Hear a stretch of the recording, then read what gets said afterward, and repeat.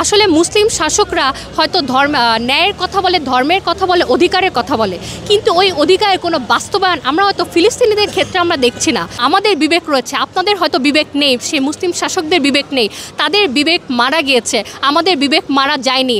আমাদের এখনও আল্লাহ ভীতি রয়েছে। আমরা কি জবাব দিব? আমরা এই মুসলিম ভাইদের সাথে দাঁড়াতে পারিনি। আজকে দেখবেন নো স্কুল নো বিজনেস, আমরা একটা স্লোগানের মাধ্যমে আজকে এগিয়েছি। এটার একটা সবথেকে বড় রিজন হচ্ছে আপনারা দেখবেন ফিলিস্তিনে যে এই যে গণহত্যা চলছে, হত্যাযজ্ঞ হচ্ছে, তাদের পাশে দাঁড়ানোর মতো, তাদের যে হত্যাযজ্ঞ হচ্ছে সেটা নিয়ে কথা বলার মতো কোনো শাসক নেই যে তাদের সেটা নিয়ে কথা বলবে। আর জাতিসংঘের মতো শান্তির প্রতিষ্ঠানও কথা বলছে না। আমরা আসলে ওই স্পেসিফিকভাবে ওই দেশগুলোকে একটা মেসেজ দিতে চাই যে আপনারা চুপ করে আছেন, কিন্তু আমরা হয়তো আমাদের সেই আপনাদের মতো সেরকম শক্তি নেই, সেই পাওয়ার নেই, সেই ততটুকু আমাদের ক্ষমতা নেই যে আমরা ফিলিস্তিনিদের, আপনারা চাইলেই ফিলিস্তিনের হত্যাযজ্ঞ বন্ধ হতে পারে, আপনারা চাইলেই ইসরায়েলের এগেনস্টে দাঁড়াতে পারেন। কিন্তু আমরা এই মুসলিম ভাই বোনেরা, আসলে মুসলিম বলা ভুল হবে, মুসলিম হিন্দু মুসলিম নির্বিশেষে সবাই মানবিক ধর্মের দিক থেকে আমরা সবাই এখানে একটা কথাই বলতে চাই যে ফিলিস্তিনি ভাইরা একা নন, আমরা তাদের পাশে আছি। তা আমরা হয়তো ইসরায়েলে বড় বড়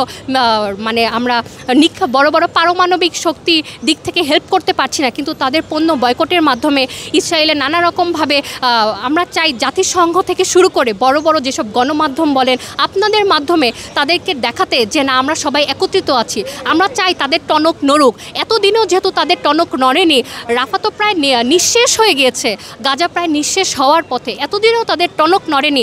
আজকে আমরা একসাথে হয়েছি, এখন তো তাদের টনক নড়ুক, এখন তো তারা দেখুক যে না, আমাদের বিবেক রয়েছে, আপনাদের হয়তো বিবেক নেই, সেই মুসলিম শাসকদের বিবেক নেই, তাদের বিবেক মারা গিয়েছে, আমাদের বিবেক মারা যায়নি।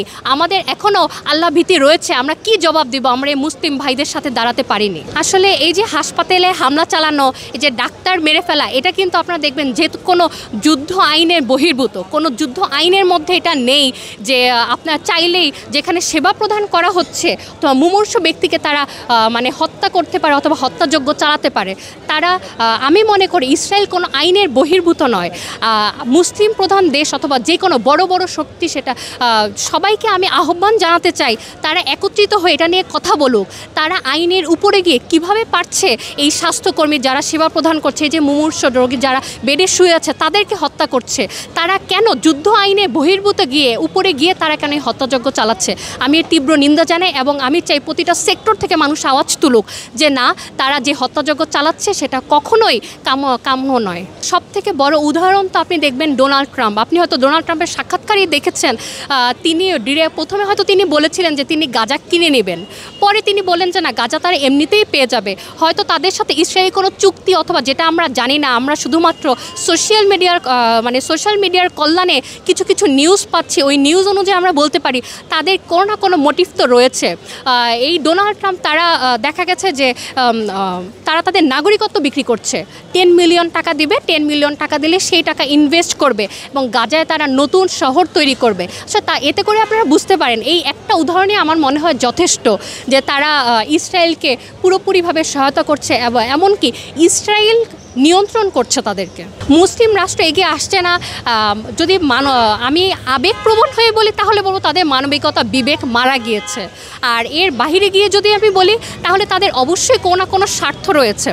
আসলে মুসলিম শাসকরা হয়তো ন্যায়ের কথা বলে, ধর্মের কথা বলে, অধিকারের কথা বলে, কিন্তু ওই অধিকারের কোনো বাস্তবায়ন আমরা হয়তো ফিলিস্তিনিদের ক্ষেত্রে আমরা দেখছি না। ফিলিস্তিনিদেরকে কোনোরূপ এখন পর্যন্ত কোনোরূপ সাহায্য আমরা তাদেরকে করতে দেখিনি। তারা তাদের মোটিভ, তারা এতটাই ক্ষমতা লোভী হয়ে গিয়েছে, তারা তাদের গাজা দখল করবে, তারা ফিলিস্তিন দখল করবে, তারা তাদের ক্ষমতার লোভে তারা অন্ধ হয়ে গিয়ে তারা ইসরায়েলের মতো ইহুদিদেরকে তারা সাহায্য করছে।